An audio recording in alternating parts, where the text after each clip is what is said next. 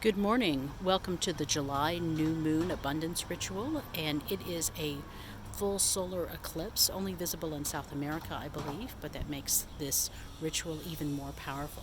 So, the idea of the ritual is you write down a list of things that you desire from the universe, and you write it in terms that say that you have confidence that the universe. Sorry about the big truck.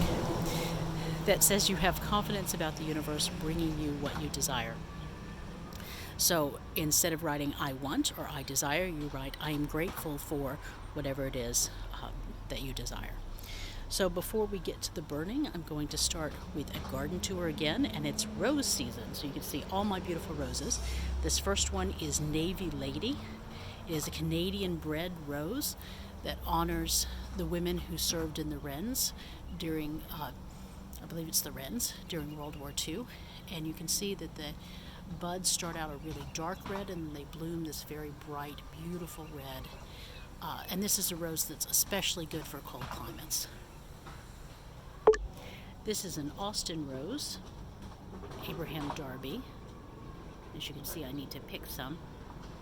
The Austin roses will survive here. It's best to get them on their own rootstock if you possibly can, just in case they die back. So far, they've done pretty well for me. Some years are better than others, depending on the winter. Here's my workstation. I will be finally planting up my planters for summer. I'll put a picture of that in stories later. We've had lots of colds, and now we're finally getting heat, so finally the tomatoes are growing. And I have a bunch here and then some in the circle bed too, and the basil's looking nice too.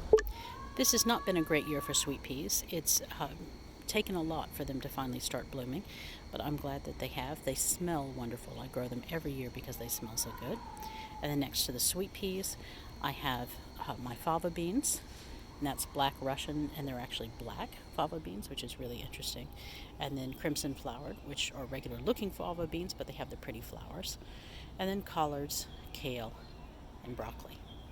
And then over here, the currants will be our first berries coming ripe, aside from some strawberries that we're getting now. And you can see they're starting to turn. That looks very nice. And here is one of our apple trees. We have netted all our trees this year in hopes that we can keep the squirrels and birds off of the fruit. We'll see if that works for us, but we are getting very little fruit because the animals are getting it first. And then here's the rest of my tomatoes. I have 42 surviving tomatoes, and I planted a bunch of basil along the edges of this bed as well. And then you can see on the other side of the apple tree there's more gooseberries. Those are red gooseberries. And here's my peppers. I have hot peppers close and then sweet peppers far, and then past that you can see some dahlias, about half the dahlias. Here's one of the green gooseberries. It's close to ripe. I think we'll be picking within the next week or two. We like gooseberry jam a lot, which is why we have 8 gooseberries. And then here's one of our blueberries. Blackberries. Blackberries, once you plant them, they pop up all over in random places, and that can be very annoying, but they have wonderful fruit, so we really enjoy it. And I'll show you the main blackberry bed later. Here's the lettuce that has survived the bunnies, and squash. And beans. The beans have been badly eaten by the rabbits. The peas, we even took down the trellis because that was completely gone. And as you see, the lettuce is bolting, so I need to plant some seedlings of that. As promised, more roses. This is a Graham Thomas Austin rose with a Ray Evanson clematis behind it. I don't know which one, but they always do really, really well for me. I think this is a really elegant, beautiful yellow rose, and it fades out to a lighter color.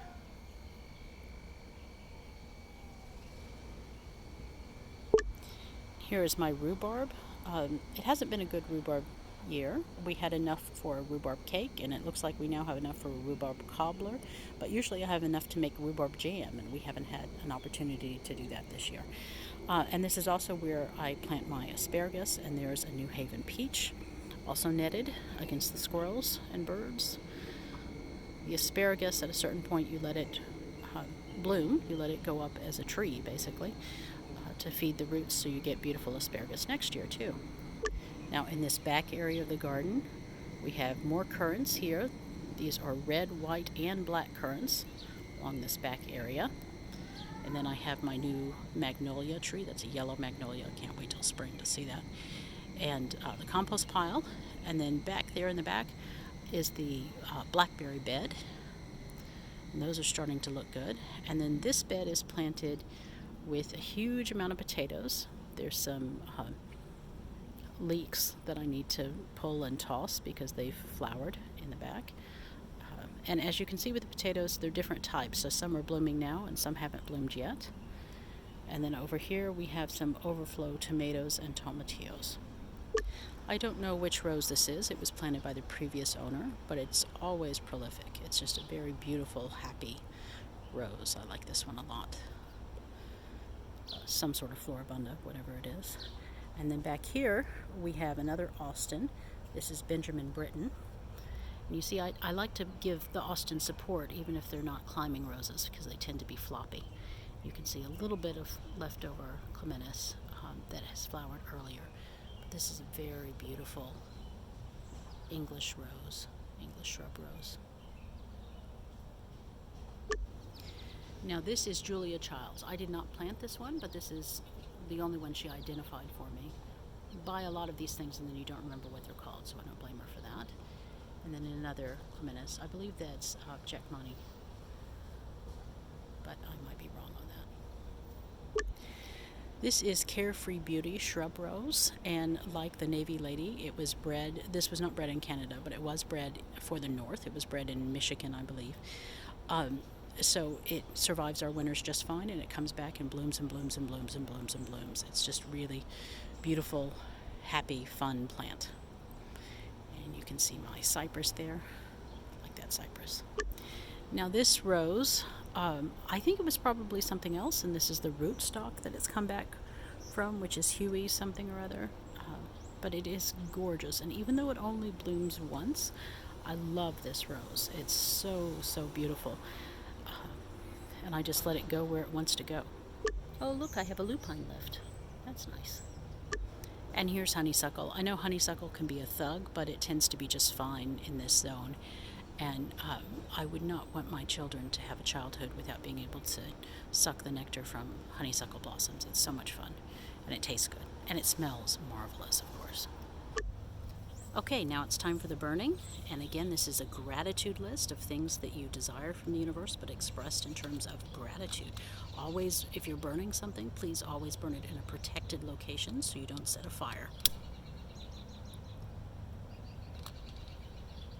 You just... There you go.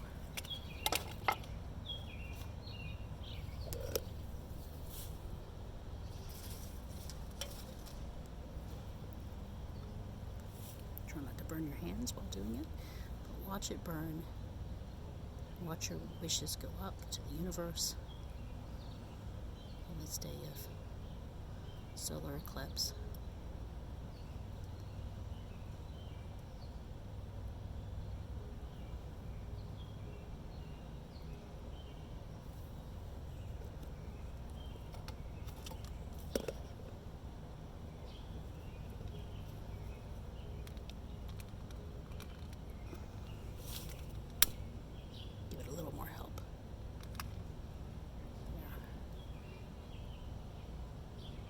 It's picking up the humidity in the air. It's burning, but it's just taking its sweet time about it.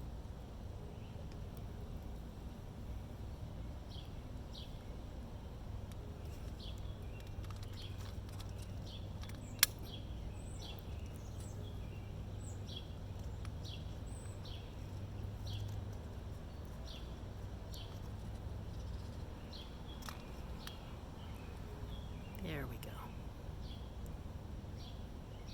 Okay. Until the full moon, have a great day. Bye-bye.